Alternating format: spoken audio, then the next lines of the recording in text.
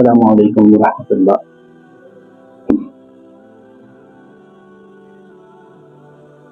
الحمد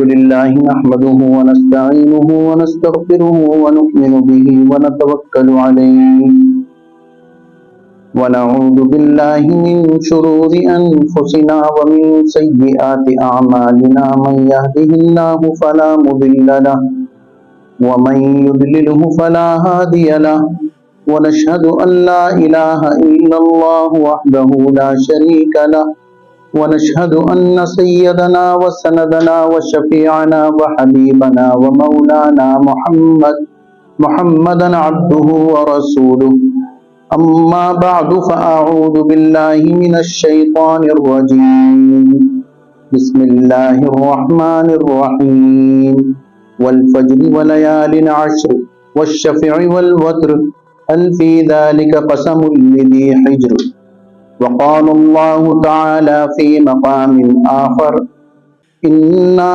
أعطيناك الكوثر فصل لربك وانحر إن شانئك هو الأبتر صدق الله العظيم۔ بزرگان محترم اور برادران عزیز، سورج بھی وہیں سے نکلتا ہے اور اسی طرح نکلتا ہے، غروب ہونے کا بھی اس کا معمول ایک ہی ہے۔ دن رات جس طرح گزر رہے ہیں اسی طرح گزرتے رہیں گے۔ زمین کے ٹکڑے بھی ویسے ہی ہیں، لیکن ہر چیز میں جس کی نسبت اللہ تبارک و تعالیٰ اپنے ساتھ جوڑ دیں یا اللہ کی طرف نسبت ہو جائے وہ متبرک ہو جاتی ہے۔ آپ صلی اللہ علیہ وسلم نے فرمایا، بستی کے بدترین مقامات وہاں کے بازار ہیں اور بہترین مقامات مساجد ہیں۔ زمین ایک ہی ہے، لیکن جہاں مسجد ہے وہ مقام بہترین ہو گیا اور جہاں بازار ہیں وہ مقام بدترین ہو گیا۔ عمومی طور پہ یہ دیکھتے ہیں کہ بازاروں میں جائیں تو سب سے پہلے تو انسان کی نمازیں اوپر نیچے ہوتی ہیں، الا ماشاءاللہ جنہیں اللہ نے ہدایت دی ہوئی ہے، صحیح راستے پر ہیں، وہ وہاں بھی نماز کی فکر کرتے ہیں، خریداری کے وقت، بیچتے وقت وہ نماز کے وقت نماز کی طرف رخ کرتے ہیں۔ وگرنہ عام حالات میں ہوتا یہ ہے کہ نماز میں تساہل ہو جاتا ہے کہ وضو کہاں کریں گے، یہاں کہاں پڑھیں گے، یہاں تو سکون نہیں ہے، اطمینان سے جا کے پڑھیں گے۔ شیطان یہ بھی دھوکے میں ڈال دیتا ہے کہ اطمینان سے نماز پڑھنا، اور اس اطمینان کے چکر میں بسا اوقات نمازیں قضا بھی ہو جاتی ہیں۔ بازاروں میں عام طور پہ جھوٹ بھی بولا جاتا ہے۔ بیچنے والا یہ کہہ رہا ہے، قسم کھا کے کہہ رہا ہے کہ یہ مجھے اتنے کی پڑی ہے اور میں اتنے کی دے رہا ہوں۔ خریدنے والا بھی قسم کھا کے کہہ رہا ہے کہ میرے پاس اس سے زیادہ گنجائش نہیں ہے۔ اسی طرح دن اور رات سب برابر، لیکن جہاں نسبت اللہ اپنے سے کر لیں وہ متبرک ہو گئی۔ کچھ ایام ہیں، رمضان مبارک کے بارے میں اللہ تبارک و تعالیٰ نے فرمایا یہ میرا مہینہ ہے۔ اسی طرح کچھ راتیں افضل ہیں، شب قدر کی رات، لیلۃ القدر، شب برأت کی رات، لیلۃ الجائزہ جس صبح کو عید ہوتی ہے وہ رات۔ اللہ تبارک و تعالیٰ کو قسم کھانے کی ضرورت نہیں، لیکن ہمیں بتانے کے لیے کہ کتنی اہمیت ہے، اہمیت کو بتانے کے لیے اللہ قسم کھا رہے ہیں ان دنوں کی، جو آج سے جو راتیں شروع ہو رہی ہیں اور اس کے بعد جو 10 دن ہیں اس کی قسم کھا رہے ہیں۔ اصل میں میرے دوستو، اللہ تعالیٰ ہمیں اپنا بنانا چاہتے ہیں۔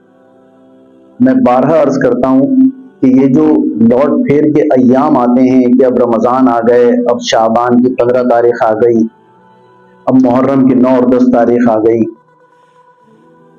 رجب کا مہینہ آ گیا تو دعا سکھا دی، یہ سب ہمارے لیے اس لیے ہیں کہ اگر اب تک ہم اپنا کام نہیں بنا سکے تو اللہ تعالیٰ کو اب منا کے اپنا کام بنا لیں۔ اور کام بنانے سے کیا مطلب ہے؟ اللہ کو راضی کرنے سے دنیا بھی حسین ہو جاتی ہے اور آخرت تو بہرحال پھر اللہ تعالی حسین بنا ہی دیں گے۔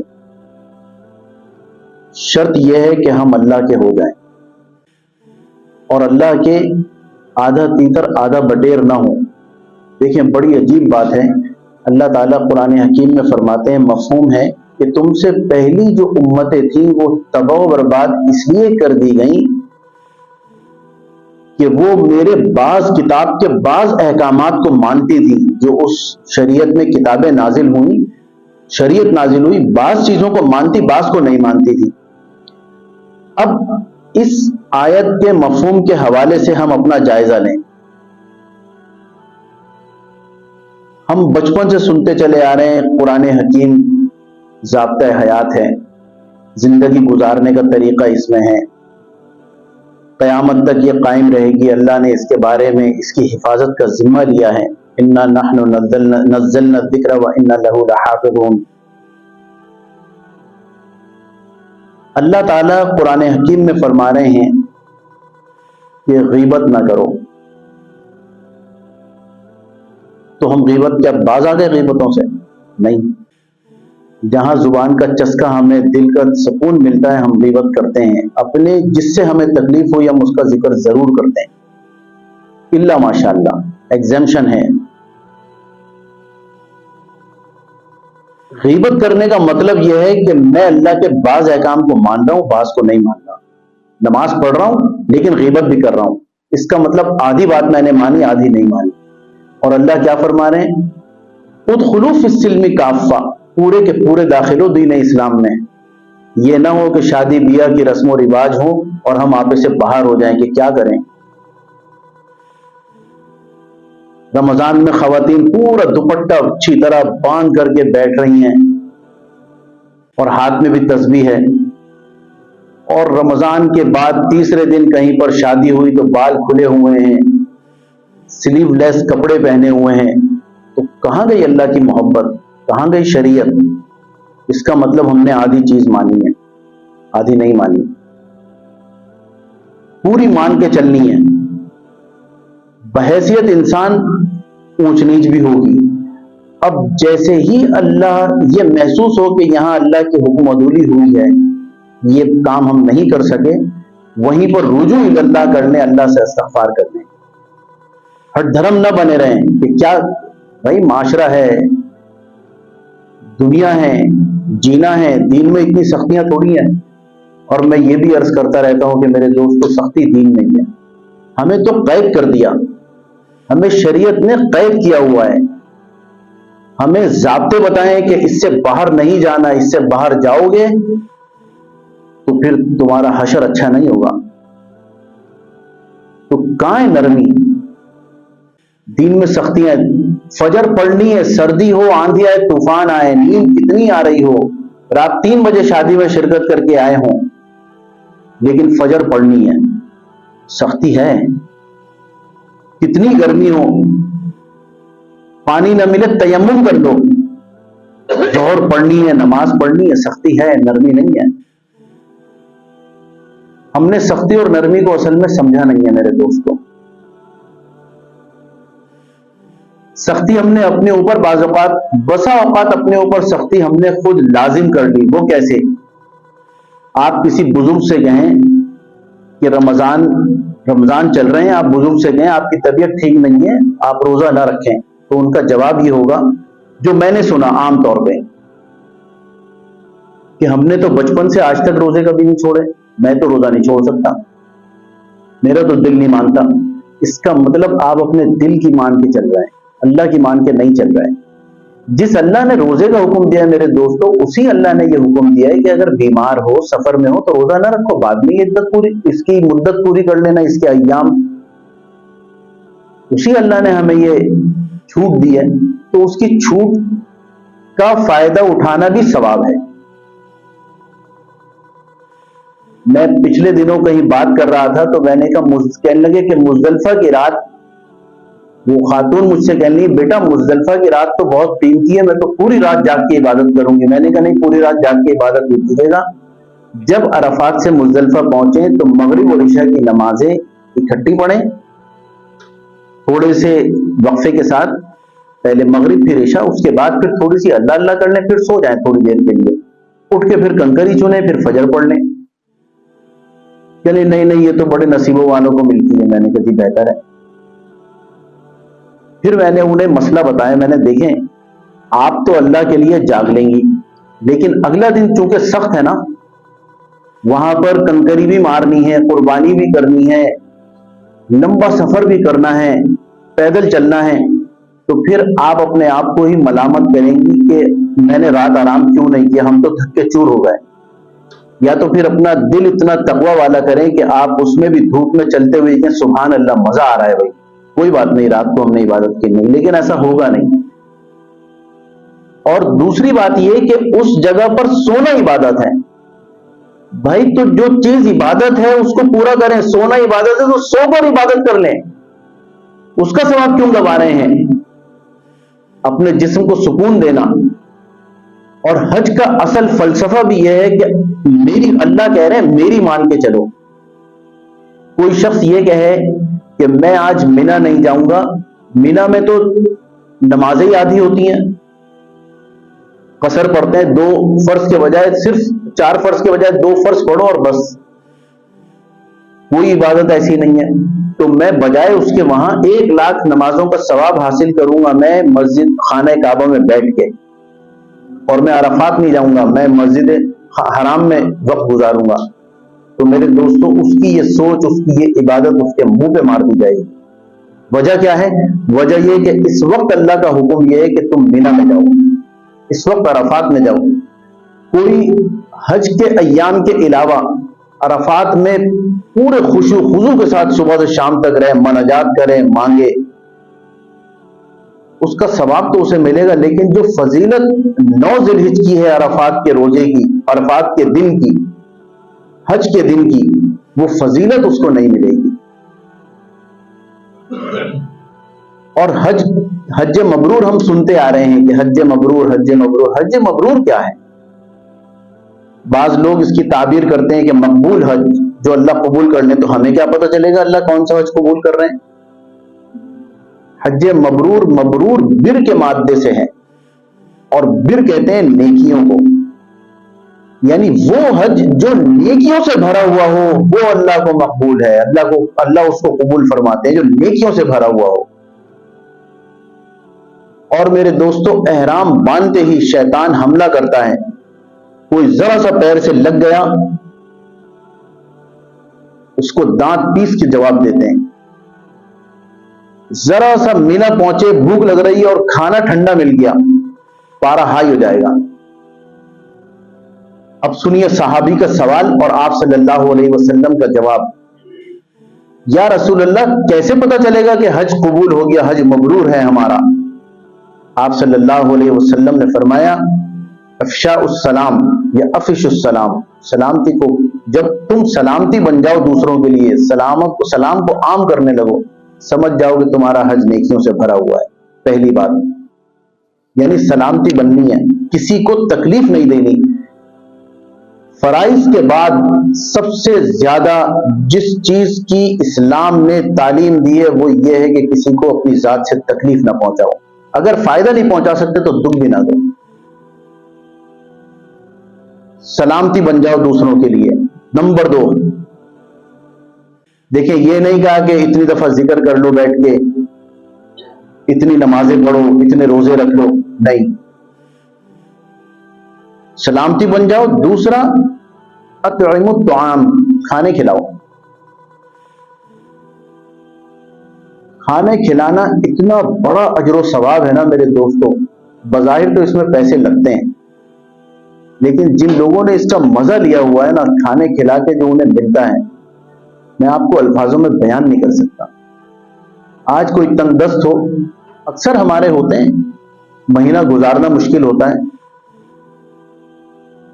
بس وہ آج سے یہ کام کریں کہ اللہ کی رضا کے لیے اس کی مخلوق کو کھانا کھلانا شروع کر دیں، ضروری نہیں مرغن کھلائیں،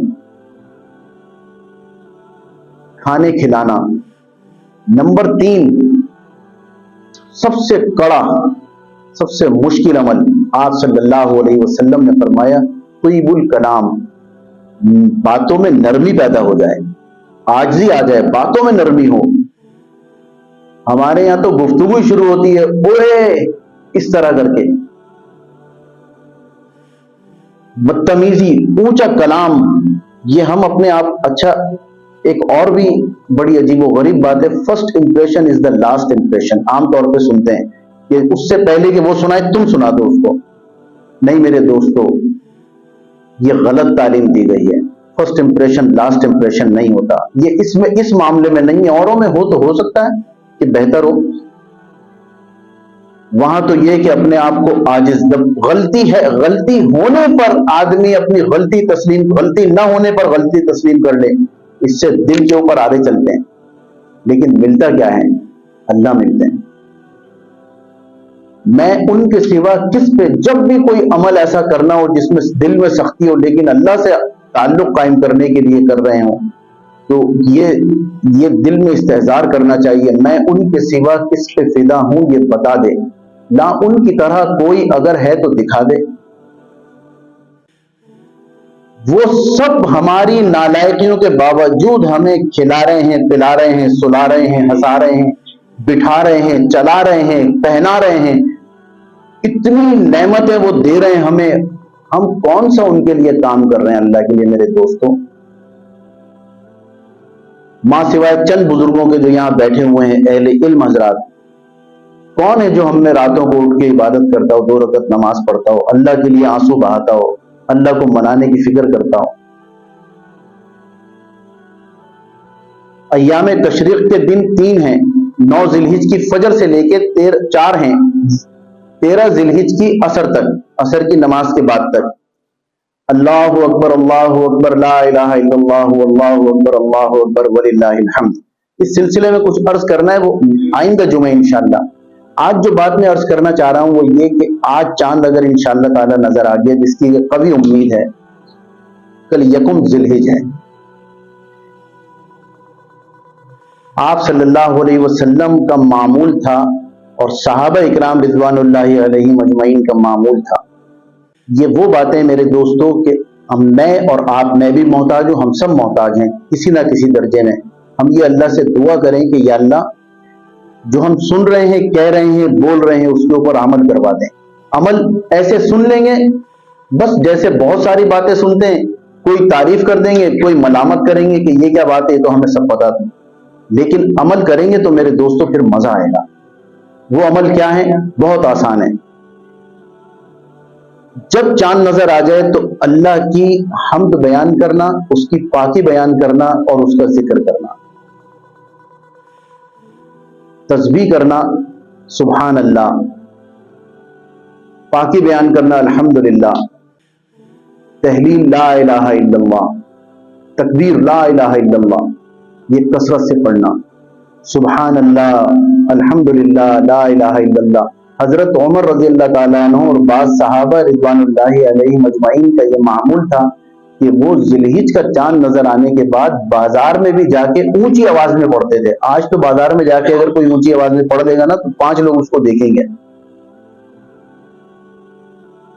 کہ بہت بڑا بن رہا ہے اللہ والا۔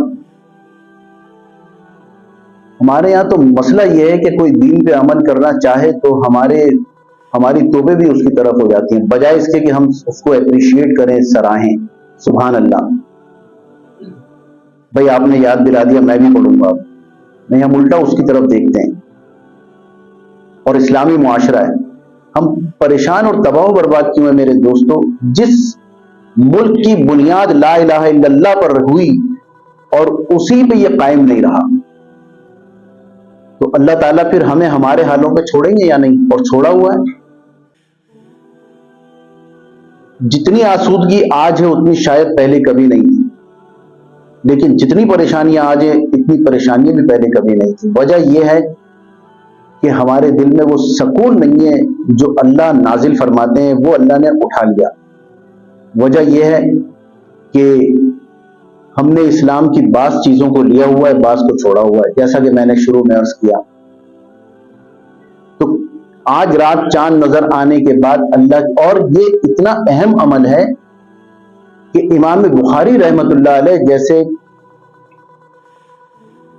شارح حدیث نے اپنی کتاب کے آخر میں، شروع میں توحید ہوتی ہے لیکن انہوں نے آخری باب باندھا توحید کا، اور اس میں انہوں نے یہ روایت نقل فرمائی، آخری حدیث، کلیمتان حبیبتان الی الرحمن، کلیمتان دو کلمے، حبیبتان یہ دو کلمے محبوب ہیں، الی الرحمن رحمان کو، اللہ کو، ثقیلتان فی المیزان میزان پہ بھاری ہیں، ترازو میں بہت بھاری ہیں، وخفیفتان علی اللسان اور زبان کے اوپر بہت ہلکے ہیں، وکلیمتان اور وہ کلمے ہیں، وہ دو کلمے ہیں، سبحان اللہ وبحمدہ سبحان اللہ العظیم۔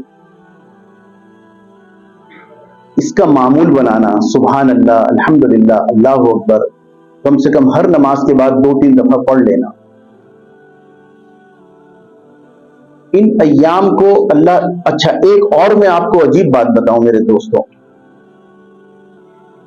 آپ نے فرمایا یکم سے 9 ذی الحج تک کے روزوں کی فضیلت ہم سنتے آئے ہیں بچپن سے، پڑھا بھی ہے، سنا بھی ہے، علماء سے سنا۔ 9 ذی الحج کے روزے کے بارے میں ہے کہ جس نے یہ روزہ رکھا، یعنی عرفات کے دن کا روزہ رکھا، اس کے پچھلے سال کے گناہ اور اگلے سال کے گناہ اللہ معاف کر دیں گے۔ یہ حدیث ہم سب جانتے ہیں، نقطے کی بات کیا ہے؟ 9 ذی الحج روزہ رکھنے کا مطلب یہ ہے کہ اللہ سے 1 سال کی برکت اس نے مانگ لی، زندہ رہیں گے تو گناہ ہوگا نا، تو آپ صلی اللہ علیہ وسلم نے فرمایا اگلے سال کے گناہوں کو اللہ معاف کر دیتے ہیں، یعنی 1 سال کی زندگی بڑھ جائے گی انسان کی، جس نے، لیکن بس وہی کہ احتساب کے ساتھ ہو روزہ، ایمان کے ساتھ ہو، اللہ کی خوشنودی کے لیے اور اللہ کے لیے ہو۔ اخلاص سب سے بڑی چیز ہے، ایمان کے بعد اخلاص کی یہ جو ابھی میں نے آپ کے سامنے حدیث بیان کی کہ اللہ کو 2 کلمے محبوب ہیں، یہ دیکھیں ہیں تو ہلکے، لیکن چونکہ اخلاص ہے تو بڑے بڑے بھاری عملوں کے اوپر یہ 2 کلمے حاوی آ گئے، شرط یہ کہ اخلاص کے ساتھ پڑھیں۔ اللہ تعالی ہماری اصلاح فرمائے۔ آئندہ جمعے انشاءاللہ عید الاضحیٰ سے متعلق چند اہم باتیں آپ کے سامنے کی جائیں گی انشاءاللہ۔ ہم نے یہاں پہ درس و تدریس کا سلسلہ شروع کیا ہے، جو بچے یونیورسٹی، کالج یا اسکول کے ہیں، آج کل چھٹیاں ہیں تو مغرب سے عشاء کے درمیان یہاں پر باقاعدہ کلاس ہوتی ہے، ماشاءاللہ اچھی تعداد آ رہی ہے۔ کل یہاں تک کہ ایک صاحب نے یہ بھی کہا کہ اگر اس کا دورانیہ بجائے 1 مہینے کے آپ پوری چھٹیاں یعنی جولائی کے مہینے میں بھی کر دیں تو ہمیں بہت فائدہ ہوگا، ہم بہت سیکھ رہے ہیں، دین کی بنیادی معلومات بتائی جا رہی ہیں۔ ہم یہ سمجھتے ہیں کہ ہمیں سب آتا ہے میرے دوستوں، لیکن جب بیٹھتے ہیں تو پتہ چلتا ہے کہ نہیں، ہم تو بالکل پورے ہیں۔ عمر رضی اللہ تعالیٰ عنہ کا اثر ہے، قول ہے، فرماتے ہیں کہ جب کوئی چیز مجھے پتہ چلتی ہے تو مجھ پر میری جہالت کھل جاتی ہے۔ اتنی عجیب بات ہے، جب مجھے پتہ چلتا ہے کوئی نئی بات تو مجھے پتہ چلتا ہے یہ تو میں جاہل تھا، اس بات کو تو مجھے علم ہی نہیں تھا۔ تو یہ اسی لیے ہیں ہم، ویسے میں نے پہلے بھی عرض کیا تھا، ویسے کورسز ہوتے ہیں، کوئی ٹیکنیکل کورس ہے، وہاں پیسے دے کے بھی زبردستی ہم ایڈمیشن کی کوششیں، سفارشیں کرتے ہیں۔ یہاں پہ یہ اللہ کا دین سکھانے کی باتیں ہو رہی ہیں تو اس میں بھی کوشش کر کے وقت نکالیں، بس 1 گھنٹے کی تو بات ہے، مغرب سے عشاء آ جائیں اور جتنی دیر بیٹھ سکے بیٹھ جائیں، دل لگے بیٹھے رہیں، نہیں دل لگے چلے جائیں واپس، کوئی بات نہیں۔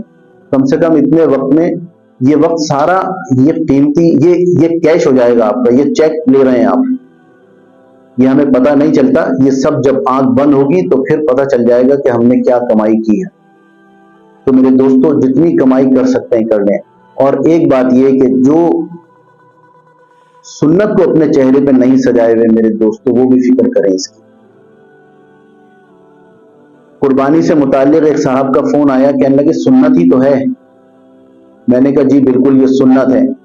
کہنے لگے تو فرض یا واجب تو ہے نہیں، کیونکہ آپ صلی اللہ علیہ وسلم نے فرمایا کہ یہ تمہارے ابا ابراہیم کی سنت ہے، تو ورنہ وہ فرض کہتے ہیں۔ تو بس ان کو جواب اللہ نے بزرگوں کی دعاؤں سے دل میں ایسے ہی ڈال دیا۔ میں نے کہا سنت ہے، ہم ایک نکاح کے وقت آپ نے سنا ہوگا کہ ایک آیت پڑھی، ایک حدیث پڑھی جاتی ہے، النکاح من سنت، نکاح میری سنت ہے۔ میں نے کہا آپ ماشاءاللہ شادی شدہ ہیں؟ کہنے لگے ہاں۔ میں نے کہا یہ سنت نہ کرتے آپ، یا آپ یہ سنت ہے کبھی چھوڑ دیا کریں، ہر 4 دن کے بعد طلاق دے دیں دوبارہ کر لیں، کہ سنت ہی تو ہے، کیا ہوا؟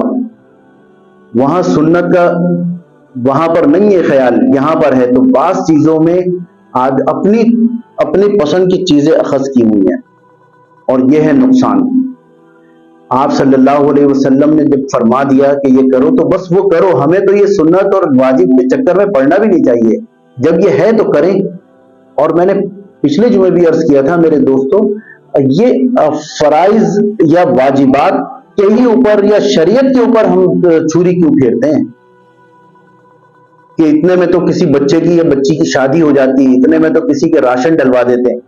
راشن بھی ڈلوائیں، لیکن 15-20 ہزار روپے کا حصہ کرنے کے لیے اتنی سوچو بچار کہ علماء سے مشورے بھی کر رہے ہیں کہ میرے پاس تو یہ پیسے اتنے نہیں ہیں، نصاب اتنا نہیں ہے۔ کبھی موبائل لیتے ہوئے علماء سے مشورہ کیا کہ 1 لاکھ کا موبائل لے رہا ہوں میں، ہم جتنے یہاں بیٹھے ہوئے ہیں اللہ اکا دکا کو چھوڑ کے کم سے کم ہماری سب کے پاس 50,000 مالیت کا موبائل ہوگا، 40-50 ہزار، یہی 20 کا لے لیتے اور 20 قربانی میں دے دیتے، یا 20 کسی کہیں اگر یہ ذہن ہے کہ کسی کی خدمت کر دیں تو کہیں راشن ڈلوا دیتے 20 کا، نہیں وہاں نہیں آئے گی بات، وہاں علماء سے نہیں پوچھیں گے، لیکن قربانی کے مسئلے میں علماء سے پوچھیں گے۔ اور آپ صلی اللہ علیہ وسلم نے فرمایا قربانی کرو خوش دلی کے ساتھ کرو۔ ارے یار یہ کیا ہو گیا، ہمیں تو نصاب نہیں تھا، مولانا نے کہہ دیا کہ چاہے سونا بیچ کے کرنا پڑے تو کرنی ہے قربانی، یہ نہیں، یہ اسی لیے وہ آیت پھر ذہن میں لے کے آئے، لن ینال اللہ لحومها ولا دماؤها ولکن ینالہ التقوی منکم، اللہ کے پاس تو اس کا تقوی پہنچتا ہے، گوشت اور خون تھوڑی پہنچتا ہے کوئی۔ تو تقوی کے ساتھ کریں، اخلاص کے ساتھ کریں۔ جنہوں نے اب تک نیت نہیں کی اب نیت کر لیں، نیت کے اوپر ایک تو اجر مل جائے گا، دوسرا اسباب پیدا کرنا تو اللہ کا کام ہے، ہمارا اور آپ کا کام تو نیت کرنا ہے۔ نیت کر لیں اور پھر اللہ سے دعا کریں، یا اللہ میرے اسباب آپ پیدا فرما دیجئے، ابھی تک میں نے حصہ نہیں لیا، اے اللہ کا حصہ ڈلوا دیجئے۔ بس ہمیں اللہ کے حکم کے اوپر چلنا ہے، اپنی عقلوں کو پیچھے رکھ کے۔ جنہوں نے عقلوں کو آگے رکھا اور حکم کو پیچھے کیا میرے دوستوں، وہ دنیا میں بھی نامراد ہوتے ہیں اور آخرت میں بھی نامراد ہوتے ہیں۔ اللہ تعالی ہمیں نامراد لوگوں کی فہرست میں شامل نہ فرمائے۔ وآخر دعوانا الحمدللہ رب العالمین۔